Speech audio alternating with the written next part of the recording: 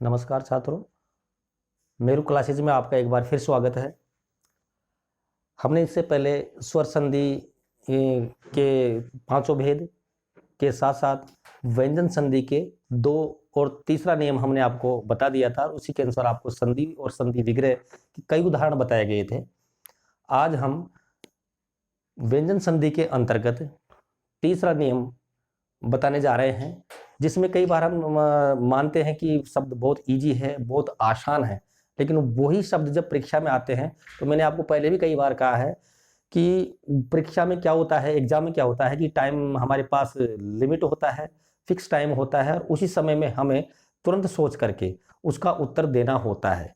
कई बार बहुत ही इजी जो शब्द हैं उसमें भी हमें संधि विग्रह करने में, संधि को पहचानने में दिक्कत हो सकती है। और संधि का एक मैंने आपको सबसे बड़ी विशेषता ये बताई थी कि कई बार दोनों ही चीजें न पूछ करके उसका अर्थ पूछ लिया जाता है और हमें उस शब्द के अर्थ के बारे में भी पूरा मालूम नहीं होता है और हम जल्दी जल्दी में उसको गलत कर देते हैं। तो संधि पढ़ने के साथ साथ, विग्रह करने के साथ साथ आपको उन शब्दों का अर्थ भी तुरंत साथ के साथ ही क्लियर कर लेना चाहिए, साफ कर लेना चाहिए। आज में ये जो नियम हमारा व्यंजन संधि का तीसरा नियम यह है कि यदि म के बाद में कोई स्पर्श व्यंजन आए, म के बाद में स्पर्श व्यंजन जब हम वर्णों के भेद पढ़ते हैं तो स्पर्श व्यंजन के अंतर्गत क वर्ग से लेकर के जो प वर्ग है, प फ ब भ म, क से लेकर के म तक, अर्थात जो 25 वर्ण है वो किस में बदल जाते हैं? वो अपने स्थान पर उसी वर्ग के पंचम वर्ण में बदल जाते हैं। एक बार और सुन लीजिए, मैं यहां भी लिख रहा हूं उस चीज को कि यदि म के बाद में कोई स्पर्श व्यंजन आए, देखिए यदि म अर्थात नीचे हलंत लगा हुआ, तो आपको सीधी सी बात है कि हलंत लगा हुआ तो ये व्यंजन संधि ही है। यदि म के बाद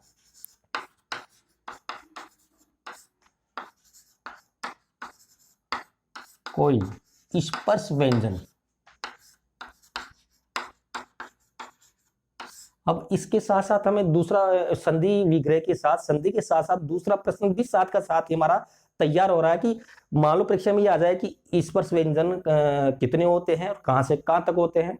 तो आप देखिए कि यदि मैं के बाद में कोई स्पर्श व्यंजन यानी कैसे म तक,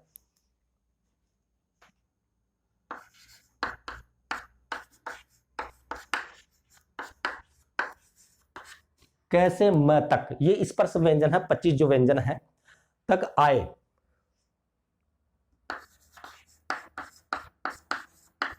तो जो मैं आपका व्यंजन है, मैं उसी वर्ग के पंचम वर्ण में बदल जाता है।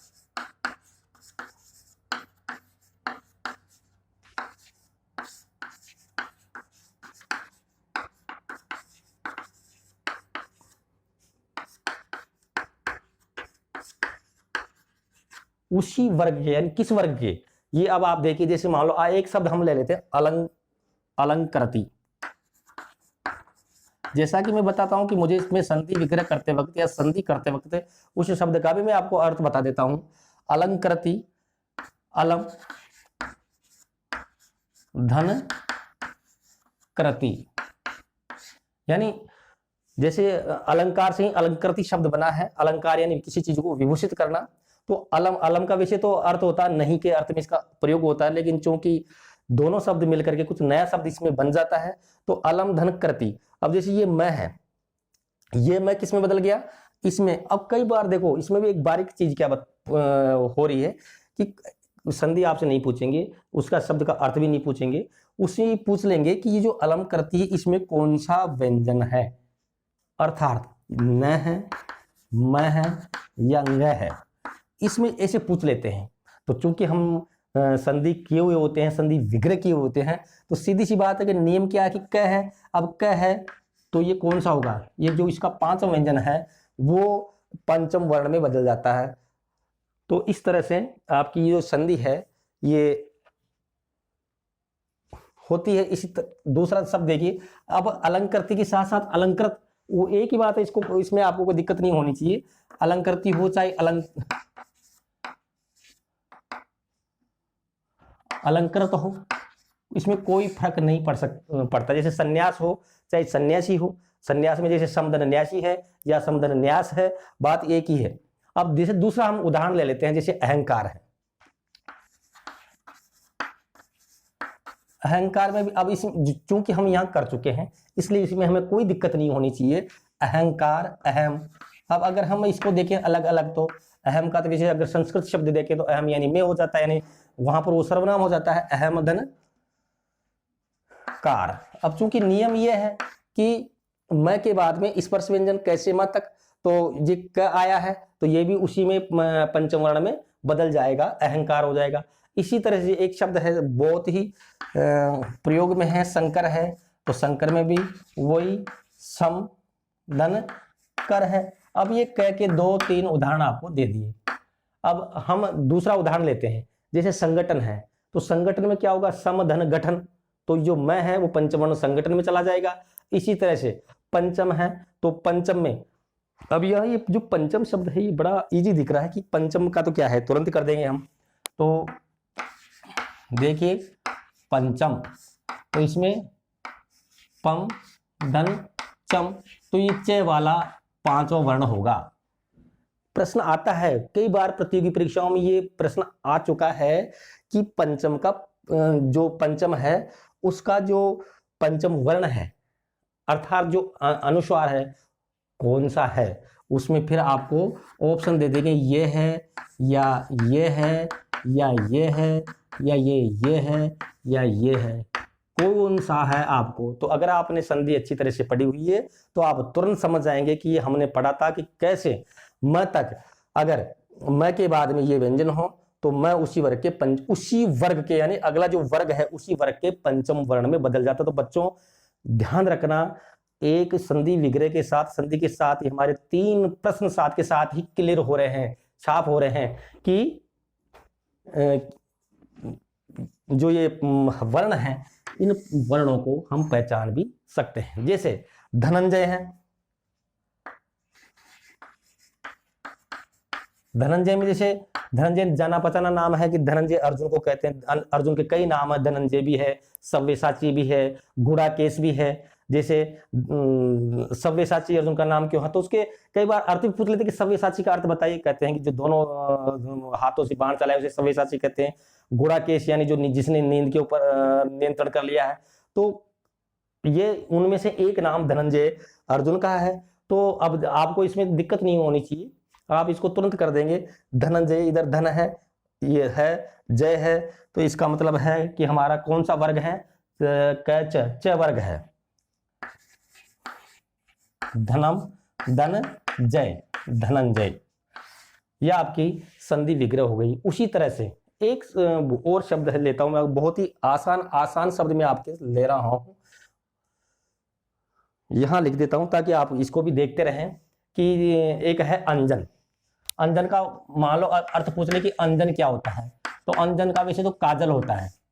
तो अंजन चूंकि नियम है, मैंने आपको बता ही दिया है कि जो नियम है मैं वाला, इसको आप ध्यान रखेंगे। और अंजन में इधर क्या आएगा, सीधी बात है कि इधर धनम आया, वैसे ही अंजन का अम धन जन।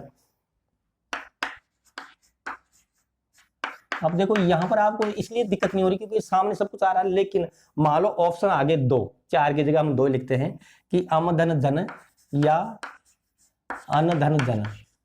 तो कई बच्चे का यार अन होना चाहिए शायद, अन धन जन, तो न उसमें चला जाएगा अनुस्वार में और अंजन हो जाएगा। ये अंजन यानी काजल जिसका अर्थ है।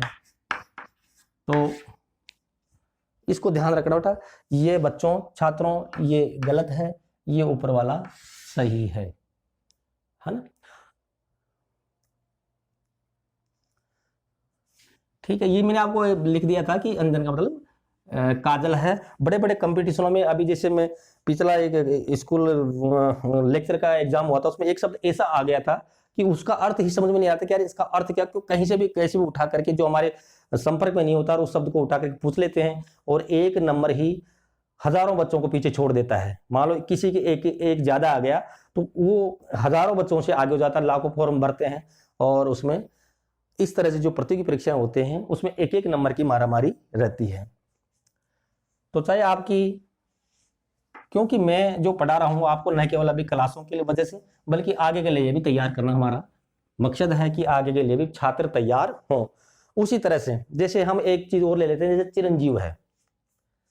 तो अब ये क्योंकि हमने बहुत सारे उदाहरण पढ़ लिए हैं, इसलिए आपको धन जय, इस तरह से आपका ये जो है ये संधि का जो ये नियम है ये यहाँ पर पूरा हो जाता है। एक उदाहरण मैं आपको और देता हूँ। देखिए हम संधि पढ़ते हैं, मान लो बाई चांस आपके बाई चांस पूछ लें कि संधि का संधि विग्रह कीजिए, संधि शब्द का ही संधि विग्रह कीजिए, तो ये देखिए संधि है, तो इसमें भी वही नियम लागू हो रहा है, सम धन धी।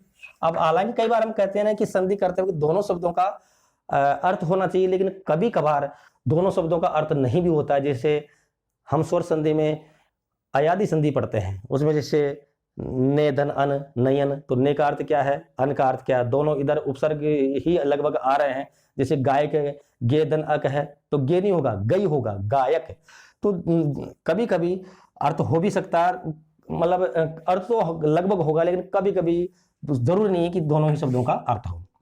और अगर हम गहराई में जाएं तो उसका भी अर्थ भी निकल सकता है। इसी तरह से संतोष है, समदन तोष है, संतोष है।